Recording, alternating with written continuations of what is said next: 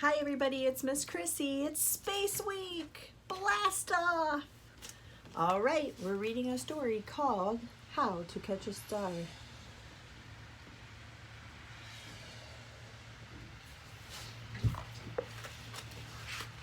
How to Catch a Star by Oliver Jeffers. Once there was a boy, and the boy loved stars very much. He loved stars. There's the boy, and he just loved the stars.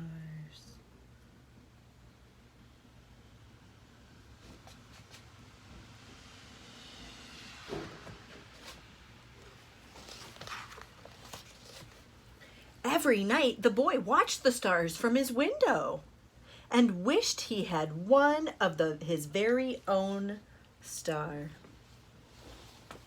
He wants his very own. He must be wishing upon a star in his window. Wishing for his very own. There he is.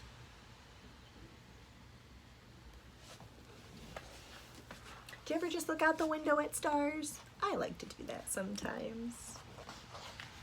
I always look for those shooting stars. He dreamed how his star might be his friend.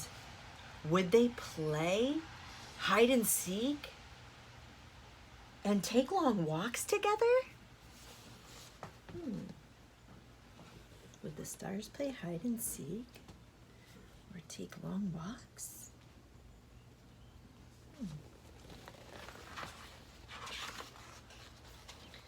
The boy decided he would try to catch a star. He thought that getting up early in the morning would be the best, because then the star would be tired from being up in the sky all night long. So the next day he set out at sunrise, but he could not see a star anywhere. He sat down and waited for the one to appear. So he got up extremely early to try to catch that star, because he thought, well, it's probably tired. It's probably ready to take a nap. It's been up all night long, shining and glowing. But he couldn't find it. Wonder what happened to it. Think about what happened. He waited and he waited and ate lunch. Oh my goodness. He waited a long time. He's just waiting. He's being very patient. Just waiting. And then he got hungry. So then he had some lunch. Yummy, yummy, yummy lunch.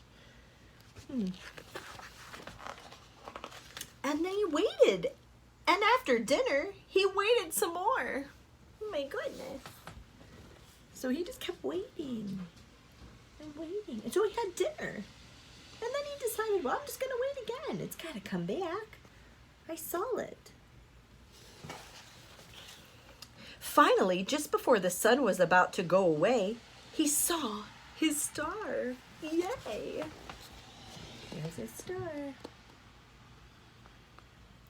How exciting. The boy tried to jump up and grab the star, but he could not jump high enough. So very carefully, he climbed to the top of the tallest tree he could find. But the star was still way, way out of reach. Oh my goodness, be careful. There he is, trying to reach for the star. And then he decides, I think I'm going to climb the tallest tree. Look at him climbing up that tree. He's so brave. But you need to be very careful, because even still, the tallest tree, did he get the star? Not quite yet. Be careful. He thought he might lasso the star with his life belt from his father's boat. But it was much too heavy for him to carry. Oh, he was going to throw out a lasso. That looks like a life preserver from his father's boat. But he went to find it and tried to carry it, and it was super heavy for him.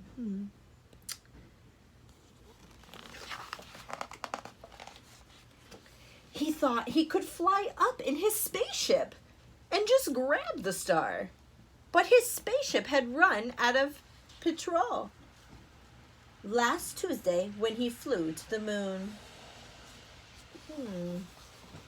Oh, wow, look. He said, I'll take my rocket and blast off and catch that star.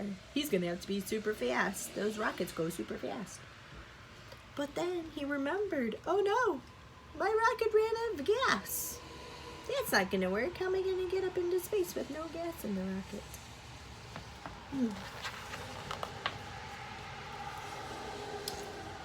Perhaps he could get a seagull to help him fly up into the sky to reach his star.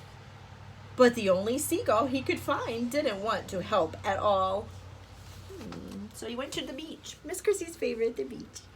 And he said, hey, Mr. Seagull, listen, I need to go find the star, but I can't even reach it to get it. Can you help me? And the seagull probably just didn't know what he was saying. Whoops. This is a new book, so it's kind of sticky. The boy thought he would never catch a star. Just then, he noticed something floating in the water. It was the prettiest star he had ever seen. Just a baby star. It must have fallen from the sky. So he was feeling super sad because he just loves his star and he could not catch it and he just didn't know what to do. But then he looked down at the water and look what he sees. What does he see? You're right, because your brain, he sees the star. That is so beautiful.